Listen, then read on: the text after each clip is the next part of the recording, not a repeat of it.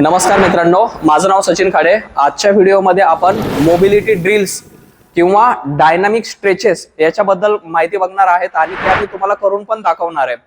तर ह्या जी mobility drills आहेत आणि डायनामिक स्ट्रेचेस जे आहेत ह्या आपल्याला वर्कआउट स्टार्ट करायचं, तो वर्कआउट स्टार्ट करण्याच्या अगोदर आपण ह्या मोबिलिटी ड्रिल्स किंवा डायनामिक स्ट्रेचेस केल्या पाहिजेत। कारण आपली बॉडी दिवसभर सिडेंटरी फेज मधून गेलेली असते किंवा जे लोक सकाळी वर्कआउट करतायत त्यांची बॉडी जी आहे तर ती रेस्टिंग फेज मध्ये असते, किंवा जे संध्याकाळी वर्कआउट करतायत किंवा दुपारी वगैरे कोणता पण वाटेवर बी टाइम तुमचा जो असेल त्याच्यामध्ये तुम्ही ज्यावेळेस वर्कआउट करतायत तर तुमच्या बॉडीचं जे टेम्परेचर असतं ते लोअर ह्याला मेंटेन असतं, किंवा बाकीचे जे बॉडीचे पॅरामीटर्स वगैरे जे आहेत तर ते नॉर्मल रेंज ऑफ मोशन मध्ये असतात। पण ज्यावेळेस आपण आपल्या बॉडीला थोडंसं चॅलेंज देणार आहेत, वर्कआउट करतोय आपण म्हणजे आपण आपल्या बॉडीला काय करतोय, चॅलेंज देतोय।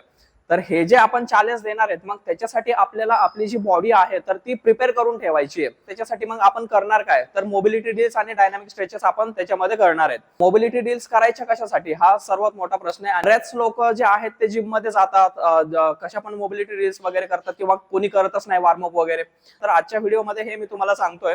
तर डायनामिक स्ट्रेचेस किंवा मोबिलिटी ड्रिल्स ह्या ज्या आहेत तर त्या करायच्या कशासाठी, एकतर आपली बॉडी रेस्टिंग फेज मधून वर्कआउटच्या फेज मध्ये जाते, त्याच्यामुळे आपल्या बॉडीचे जे हार्मोनल बॅलन्स आहेत तर ते पण चेंजेस होणार आहेत। तर मग ते ऍक्टिव्हेट करण्यासाठी किंवा आपल्या बॉडीमध्ये जे जॉईंट्स आहेत तर त्यांची रेंज ऑफ मोशन इन्क्रीज करण्यासाठी, किंवा आपल्या बॉडीचे जे जॉईंट्स आहेत त्याच्यामध्ये कसं आहे सायनोव्हेल फ्लुइड असतं, तर ते सायनोव्हेल फ्लुइड जे आहे तर ते ऍक्टिव्हेट करण्यासाठी मल्टिपल रिझन्स आहेत की बाबा तुम्ही डायनामिक स्ट्रेचेस किंवा मोबिलिटी ड्रिल्स करायला पाहिजेत। मोबिलिटी ड्रिल्स करायच्यात आपल्याला ह्याच्यासाठी कारण आपल्याला इंजुरी टाळायची आहे। कारण कसं होतं ज्यावेळेस आपण जिम मध्ये येतो त्यावेळेस डायरेक्टली वर्कआउट करायला लागल्याच्या नंतर आपले जॉईंट्स वगैरे आहेत किंवा फ्लुइड वगैरे आहे तर ते प्रॉपर मॅनर मध्ये ऍक्टिव्हेट नसतं झालेलं, तर मग आपल्याला इंजुरी पण टाळायची। तर ह्या मल्टिपल गोष्टी आहेत त्याच्यासाठी आपल्याला मोबिलिटी ड्रिल्स करायच्यात। तर आपण नेक जॉईंट पासून अँकल जॉईंट पर्यंत मोबिलिटी ड्रिल्स करणार आहेत। एक गोष्ट लक्षात ठेवा, मी 5 रिपिटेशन्स करणार आहे जेणेकरून जो व्हिडिओ आहे तर तो लॉंग होणार नाही। तर आपण स्टार्ट करू आता नेक जॉईंट पासून। तर नेक जॉईंट मध्ये आपण पायामधलं डिस्टन्स मेंटेन ठेवायचं, हिप टोस फेसिंग स्ट्रेट ठेवायचे।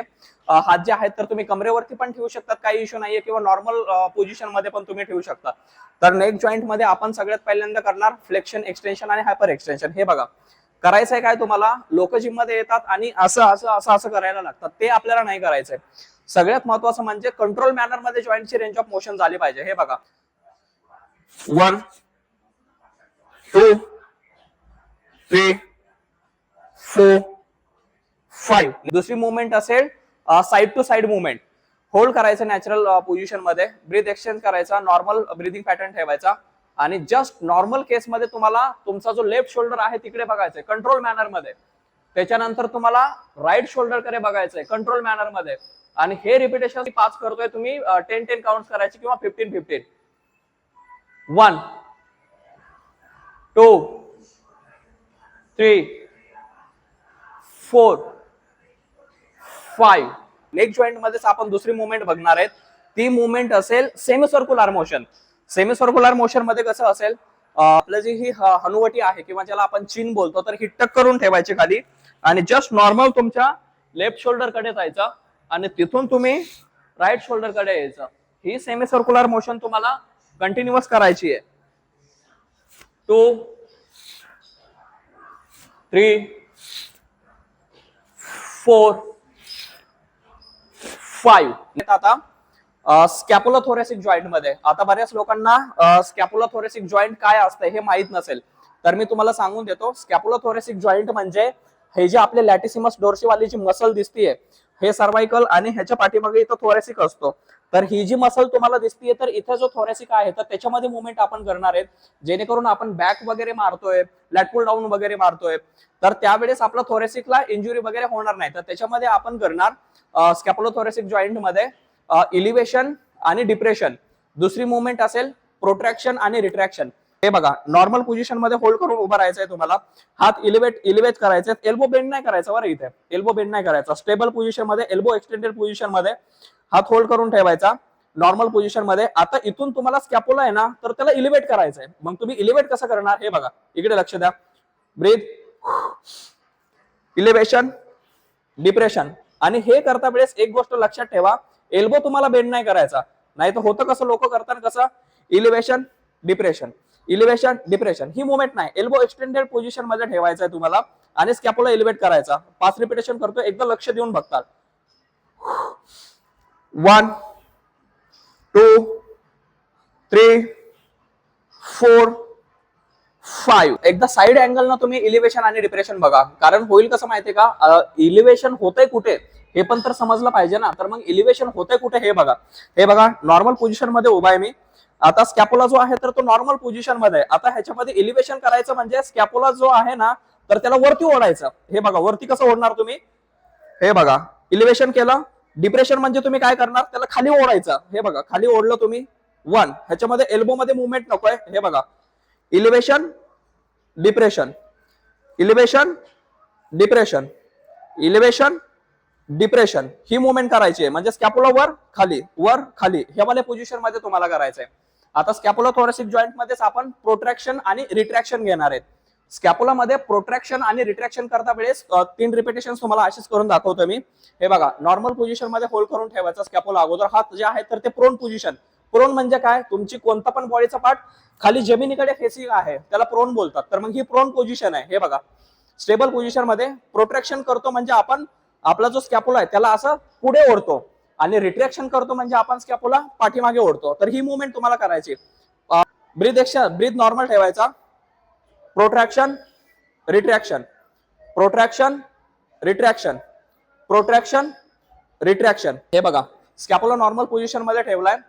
आता प्रोट्रॅक्शन म्हणजे त्याला पुढे ओढायचंय. हे बघा पुढे ओढलं. आता स्कॅपुला रिट्रॅक्ट करायचंय म्हणजे त्याला पाठीमागे ओढून ठेवायचंय. हे बघा पाठीमागे ओढलं. रिट्रॅक्शन प्रोट्रॅक्शन रिट्रॅक्शन, प्रोट्रॅक्शन रिट्रॅक्शन ही मुवमेंट तुम्हाला करायची स्कॅपुला थोरॅसिक जॉईंट मध्ये.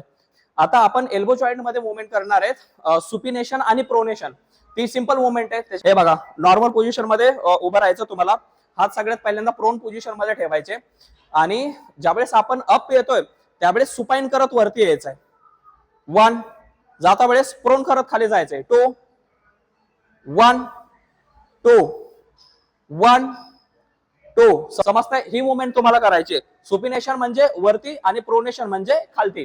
ही मुवमेंट कुठे करणार तुम्ही, एल्बो जॉईंट मध्ये. रिस्ट जॉईंट आहे तर ते तो नॉर्मलचे आहे, बाकीचे सगळे लोक करतात पण रिस्ट जॉईंट मध्ये मोबिलिटी. तर त्याच्यामध्ये काय रोटेशन करता वेळेस तुम्ही काय करणार, क्लॉकवाईज रोटेशन करणार आणि अँटी क्लॉकवाईज रोटेशन करणार. राहिला कोणता जॉईंट आपला, शोल्डर जॉईंट. शोल्डर जॉईंट मध्ये आपण मोबिलिटी करता वेळेस काय करणार, आपण सर्कमडक्शन करणार. सर्कमडक्शन म्हणजे काय असतं माहितीये का, कोणता पण जॉईंट त्याची जर 360 डिग्री जर मुवमेंट होत असेल तर त्याला आपण सर्कमडक्शन बोलतो सिंपल लँग्वेज मध्ये. तर आपण शोल्डर जॉईंट मध्ये सर्कमडक्शन करणार. हे बघा करायचं काय, जस्ट नॉर्मल प्रोन पोझिशन मध्ये हात होल्ड करून ठेवायचा. प्रोन म्हणजे खाली फेसिंग. आणि जस्ट सगळ्यात पहिल्यांदा आपण करता वेळेस क्लॉकवाईज करणार आणि देन अँटी क्लॉकवाईज करणार. 5 रिपिटेशन्स आणि कंट्रोल मॅनर मध्ये करायचंय बरं. एकदमच असं तुम्ही गेला तर उगाच एड वाकडं ओढलं तसं नाही करायचं. स्टेबल. 1 2 3 4 5. Anti clockwise 1 2 3 4 5. ही शोल्डर जॉईंट मध्ये सर्कमडक्शन झालं. नॉर्मलची मुवमेंट आहे ते पण माहित असतं, पण कंट्रोल मॅनर मध्ये करा. उगाच एड्या वगैरे पद्धतीने त्याला उगाच असं वाकडं तिकडं ओढू नका. आता आपण शोल्डर जॉईंट मध्येच मुवमेंट करणार आहेत ऍबडक्शन आणि ऍडक्शन. एक हे सांगतो तुम्हाला, ऍबडक्शन म्हणजे काय असतं माहितीये का, आपली ही बॉडीची जी मिड लाईन आहे ना त्याच्यापासून कोणता पण बॉडीचा पार्ट जर दूर जात असेल तर त्याला ऍबडक्शन बोलतो आपण, आणि कोणता पण बॉडीचा पार्ट जर जवळ येत असेल तर त्याला ऍडक्शन बोलतो आपण. तर शोल्डर जॉईंट मध्ये आपण काय करणार, ऍबडक्शन आणि ऍडक्शन करणार. हे बघा स्टेबल पोझिशन मध्ये उभा राहायचा. हात हे जो तुम्हाला दिसतोय हा वाला पोर्शन, ह्याला क्युबॉटल फोसा बोलतात बरं, लक्षात ठेवताल, हे तुम्हाला लागेल कुठे ना कुठे तरी.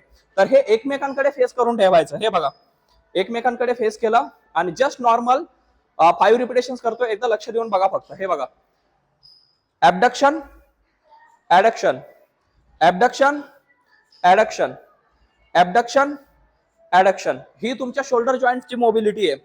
तर ह्या ज्या अप्पर बॉडीच्या मोबिलिटी ड्रिल्स ज्या आहेत तर ह्या मी तुम्हाला आता सांगितलेल्या आहेत ह्या व्हिडिओमध्ये.